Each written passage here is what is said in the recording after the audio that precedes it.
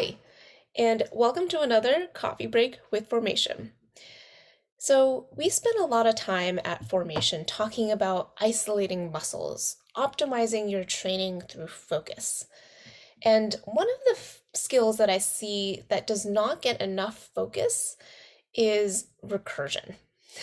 I'll see people trying to solve really hard problems recursively, and they're struggling, but it turns out the reason they're struggling is simply standing recursion at a really fundamental level. And so my recommendation for understanding recursion is to slow down and solve some of the most mind-numbingly easy problems using recursion.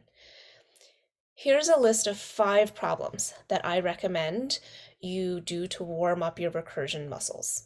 These are not problems that will actually show up in interviews, and they're so easy that you wouldn't think of using recursion to solve them.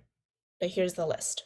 Number 1, find the sum of all elements in a linked list, but recursively.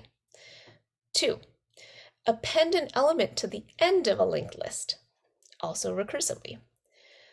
3, sum all of the numbers from 1 to n, where n is a positive number. This is very similar to Fibonacci, where you will pass in an index, and if it's not 1 yet, recurse to a lower index.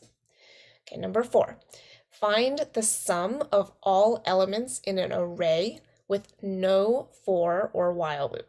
And of course, this is using recursion. You will need a helper function that passes in a current index of some kind. And number 5, recursive binary search.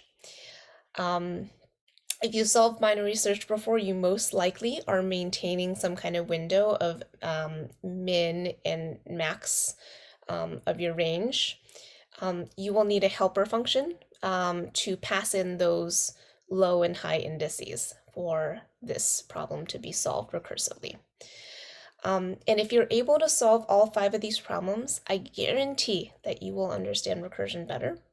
Let me know how this works for you in the comments, and I will see you all next time for the next coffee break with formation.